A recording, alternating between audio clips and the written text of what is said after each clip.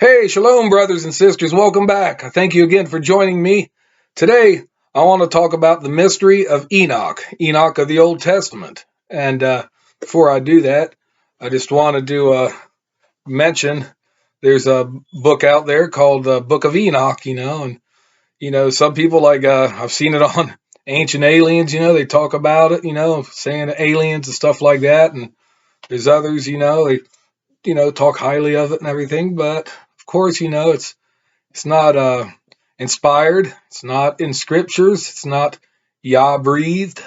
And I'll just read a little bit of information about this book. Anyways, okay, Book of Enoch. They believe it was written during the second century BCE, or in between the second century BCE, the first century BC. Its only complete version is an Ethiopic translation of the Greek translation made in Palestine from the original Hebrew or Aramaic. It's a non-canonical Jewish apocalyptic work. The older part, the Book of Watchers, dates to the oldest part dates about 100 BCE, or 200. The other one, and the book of parables goes about 100 BCE. The sections of the books here are the Book of the Watchers, books of parables of Enoch, astronomical book, book of dream visions, epistle of Enoch, second Enoch 122 talks about the seventh heaven, which in scriptures I only know about three heavens, the sky, outer space, and the abode of Yahweh and the heavenly hosts. But there they talk about a seventh heaven, like certain levels of heaven that this Enoch supposedly went to, and scholars, at least most of them, say this Enoch ain't from the original Enoch back then in the Old Testament. So, with that said and done, I'm gonna get to the scriptures now in Genesis. We'll go to Genesis chapter 5, and be 18 to 24. Let's see, 18 to 24. And Jared lived 162 years, and he begot Enoch. And Jared lived after he begot Enoch 800 years, and begot sons and daughters. And all the days of Jared were 962 years, and he died. And Enoch lived 65 years, and begot Methuselah. And Enoch walked with Elohim after he begot Methuselah 300 years, and begot sons and daughters. And all the days of Enoch were 365 years. So all the days of Enoch, all the days. 24 says Enoch walked with Elohim, and he was not, for Elohim took him. So, took him where? Where'd he go? Took, it's kind of like, if we lose a loved one or a friend or somebody, we usually say, he was taken from us. If he was a victim of a crime or something, or passed away because of an illness, he was taken away. But doesn't say where he was taken. And anyways, the word took, Strong's number 3947, says, sent, being bring down, fetch, receive, etc., carry away. It says carry away, but it doesn't say carry away where. We don't know where he's carried away to. And then another verse I'm going to be talking about here is Hebrews 11:5. And anyways, before I go there, I gotta read some of my notes here. It said Elohim took him. Hebrews 11:5 says that Enoch was translated or transferred that he should not see death. The word translated is it's a Greek word, metathemia, and means carried over, which is how it's used in Acts 7:16, where Jacob died in Egypt and was carried over to Shechem to be buried. The tense is conditional future, so that he should not die. John chapter 8, verse 51, chapter 11, verse 26. Later in Hebrews 11:13, Enoch is included with other saints of Hebrews 11 as having died and having not yet received the promise of everlasting life. So now I'm going to go to Hebrews. I'm going to go ahead and read that to you.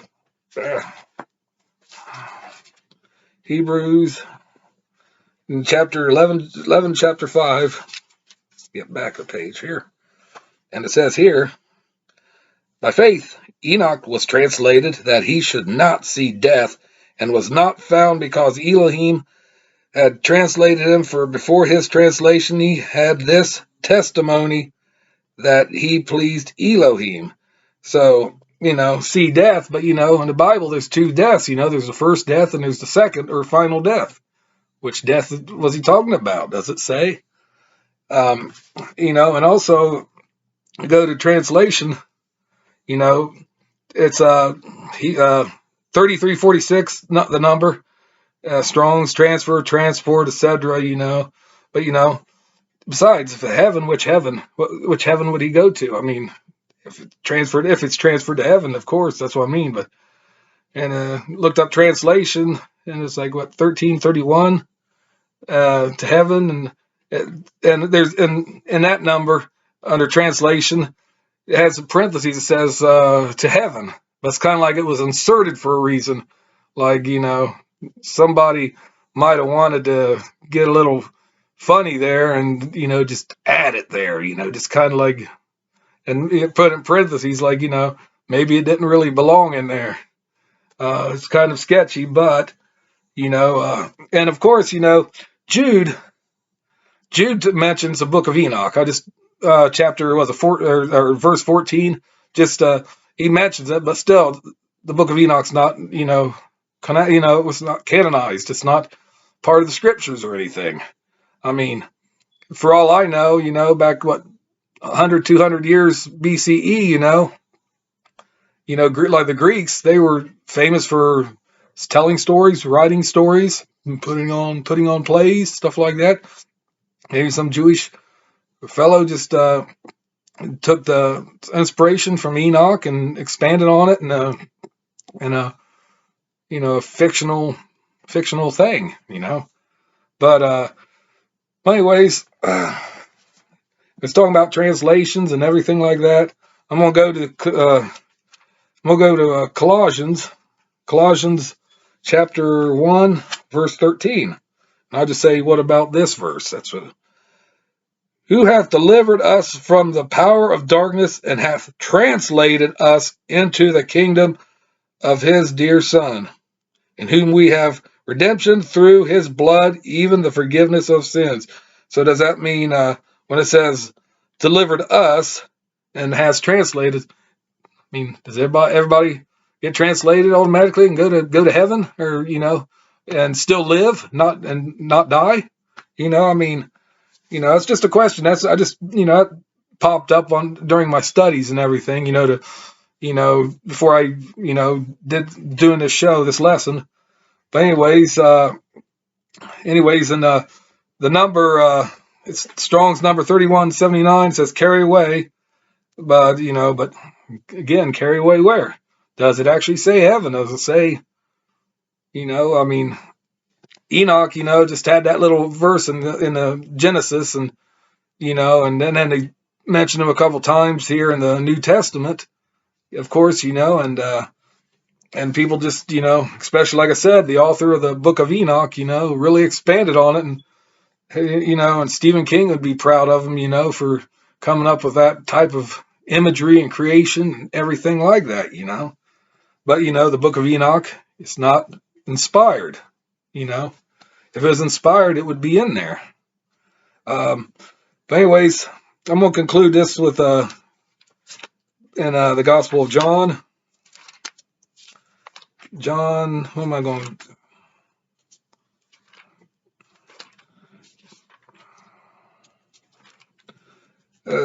Yeah, John and his the master, it's the final word. 3 was it 3:13 here? And no man hath ascended up to heaven, but he that came down from heaven, even the Son of Man which is in heaven. So, Messiah, if he is lying about this, which he's not a liar, and Yahweh's not an author of confusion. If he's a liar, you know what? That makes him a sinner.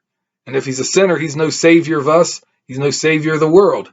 You know, he said what he said. And some people say, oh, he didn't mean that. He was meaning this. And he can't say that. It's plainly right there. He said this, You're trying to sugarcoat it, and it's not going to happen. That's what he said.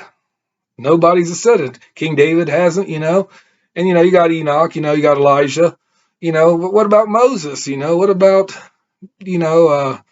Elijah, some of the other prophets, the heroes, biblical heroes, it's just, but this is what he said, like I said, if he can't, Messiah's not wrong. This is what he said. And he meant that. If he didn't mean it, he wouldn't say it. Plain and simple. But anyways, I just wanted to share that with you. And just remember, everybody, the book of Enoch's not part of the Bible, So rest assured about that. And I thank you again for joining. I really do. And also much love for you guys and everything else. Thank you to my subscribers and the newcomers. I thank you guys for, tuning in and please watch my other videos. And also give me a big thumbs up, hit that notification bell, and I'll see you again. Subscribe. I'll see you again until we meet. Peace out and shalom.